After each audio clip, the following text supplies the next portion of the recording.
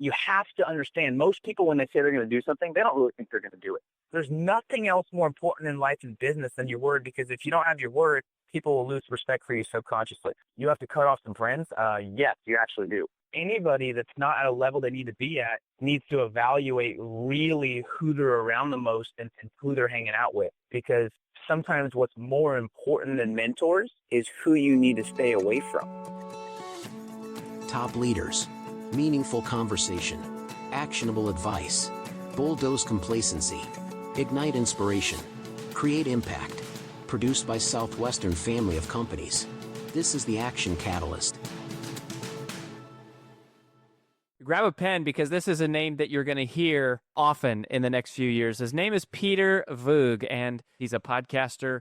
He's the CEO of GameChangersMovement.com. He first started in business at 15 years old. By age 22, he had the classic entrepreneur story, just broke and stressed. But then in a year later, he made a six-figure income. And within 3.5 years after that, he had made a combined total income of over $1 million.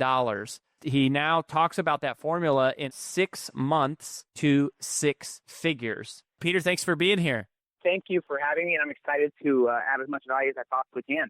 So I want to kind of zero in on the mental side of this, like breaking past that 6-figure mark. Do you agree that it's mostly a mental block?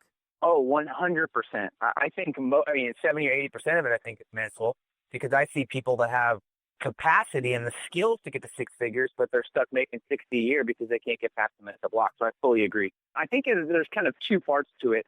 I think one is they're living in the gap, which means the gap of where they want to go, which is 100K, to where they are, maybe it's 50. They're living in wishing they made 100K, thinking they can't make 100K, and they're not appreciating and being grateful for where they already came and the progress they've made. So they're taking too much of a jump mentally, where it's almost like you get overwhelmed, and when you're overwhelmed, you seek distraction. So it's almost like a self-fulfilling prophecy. If they don't feel like they have that capacity or potential to make that 100K, they're not going to take the right action. And when you don't take the right action, you get small results. And then they reinforce to themselves, yeah, I knew I couldn't make 6 figures. And it's an ongoing thing. Whereas the most successful people make a definite decision that they're going to make that. They put the steps in place, they make a plan, and they take big actions. And that big action produces bigger results.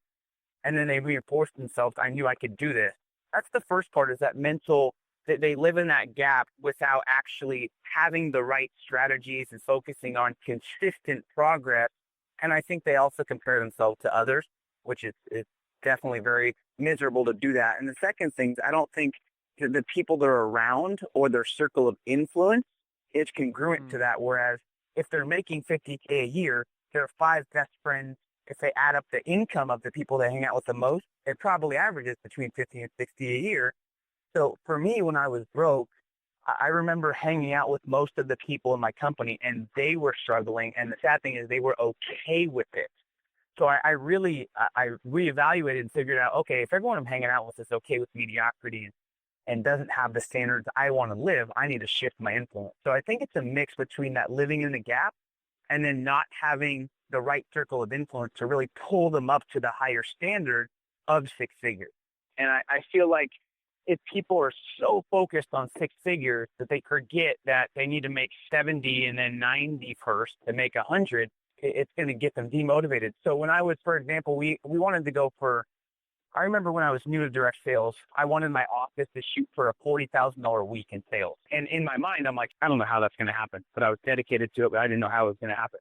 And I would think in my head, oh, if I could just do 40 grand in a week, that is just, I would be on top of the world.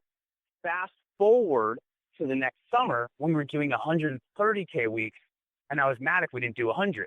It's not that I totally changed atmospheres and environments and I had new people.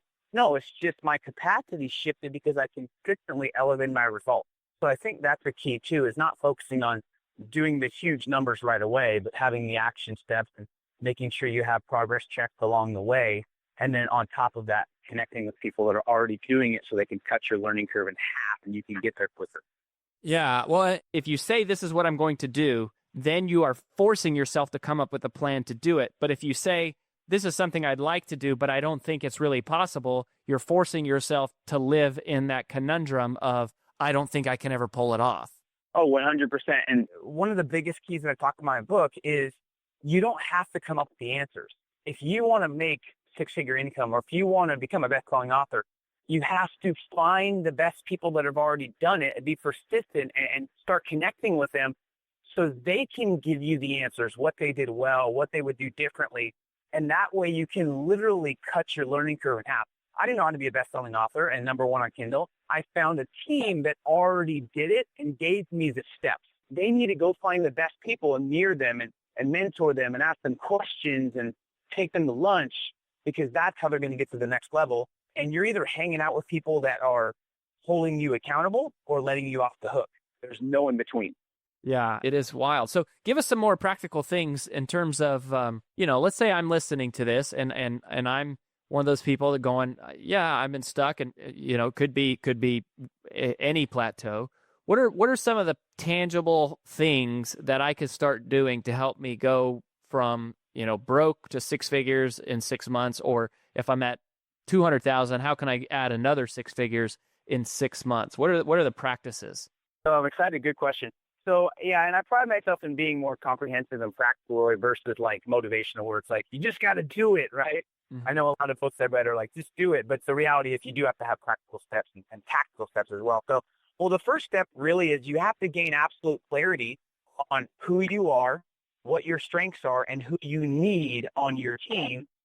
And then you have to reverse engineer. So the most people I've talked to, whether they're making 250 a year, whether they're making 60 a year, they don't have a clear and precise bulletproof plan on how to get to the next level. So they haven't clearly defined exactly how to get there. So one thing I learned from Gary Vaynerchuk, he always has an ideal outcome within the next 6 months to a year. So what I would ask people is, have you figured out your ideal outcome in 6 months? What's your business look like? How involved are you in your business? What's the ideal culture of your business? Getting personal, how much money do you have saved? How much money are you making monthly? What does your team look like? What feelings are you experiencing the most in 6 months? If it was ideal, what are the answers to these questions? That's really the first step, is figuring out who you are and figuring out what your values are and really what your big five is for the next 6 months. What are your top 3 goals for the next 90 days? And then what I have people do is they write down their top 20 most compelling reasons. And here's what I found in training thousands of people. 80% of those reasons are BS. They're materialistic. They don't even wake you up in the morning. What the heck are you writing these reasons down if you're already sleeping in or pushing the alarm clock? You got to find, out of those 20, find 5 reasons that drive you, like your kids, or you're sick of your boss telling you what to do. When you find 5 internal reasons that drive you, you'll never lack motivation again. So then you find out your compelling reasons and then what key behaviors are needed. So that's the first step, is getting that absolute clarity. So once you get clear on kind of what you want and what you're willing to give up to get what you want and realize you have to sacrifice, the next step is increasing your confidence account, because every single person has an account inside them called their confidence account. Clarity is great, but without the right confidence, you're not going to accomplish much. So there's 5 really crucial components to an unshakable confidence. And I mean, I can go through them, but the main ones are, you have to watch every choice you make because they make you. Every choice you make is either helping or hurting your confidence. So you have to be aware what you're doing with that confidence account, because once you get clear, you're going to be more motivated, but then you have to take the right actions to continue elevating your confidence.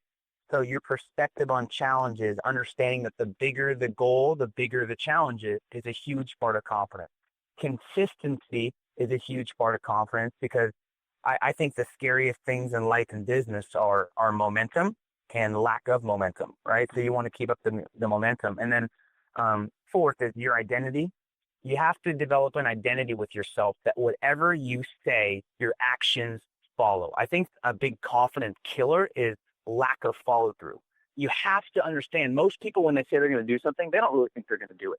There's nothing else more important in life and business than your word, because if you don't have your word, people will lose respect for you subconsciously. Mm-hmm. So the next thing after you gain confidence is shifting your circle of influence and figuring out who you spend time with and how are they influenced.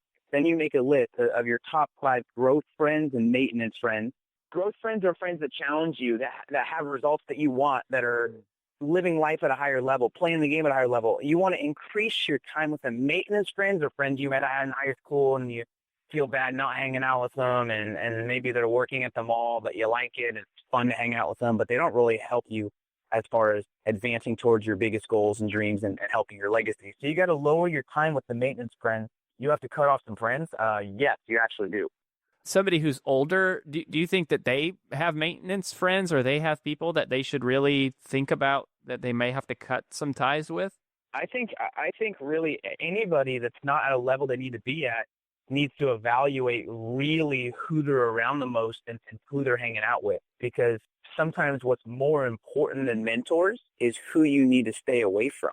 So, I mean, it's not as much as the younger generation, but I definitely feel like there is some older people that really might still have people that kind of drag them down versus pull them up to higher standards. With this, you need to find your top industry leaders, pinpoint the top 5 people that are doing what that are doing what you want to do, and reach out to them. So that's the next step, is shifting your circle of influence.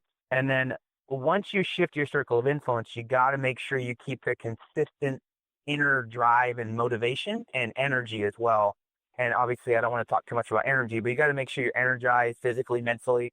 And then once you kind of figure out what results you're getting, you see your results going up because you have a higher influence, you have clarity, you're building your confidence. Then one of my favorites is you create result rituals. I think every problem in people's business and lives is just the lack of systems in place. I really think that's a big issue for most people. I think the amount of stress people have in their life or business is in direct correlation to the lack of systems or rituals they have in place. So then you kind of figure out what rituals have consistently been proven to get results. And once you figure out what systems deliver predictable results, then you put them in place. And you can put in mindset rituals, productivity rituals, health rituals, wealth rituals. And then the last one is just continual growth and learning, which obviously we don't have a ton of time, but that's just continuing to reach out for high-level people and becoming a people developer, standing on the shoulders of giants and learning how to reinvest your profits back into yourself and back into your business, and staying with that clarity. So really, that's the kind of the 6 steps simplified.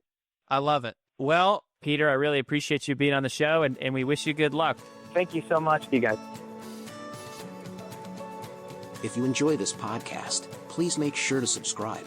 And to stay updated on everything that the Action Catalyst is up to, make sure to follow us on Facebook and Instagram at Action Catalyst Podcast, and on Twitter at Catalyst_Action.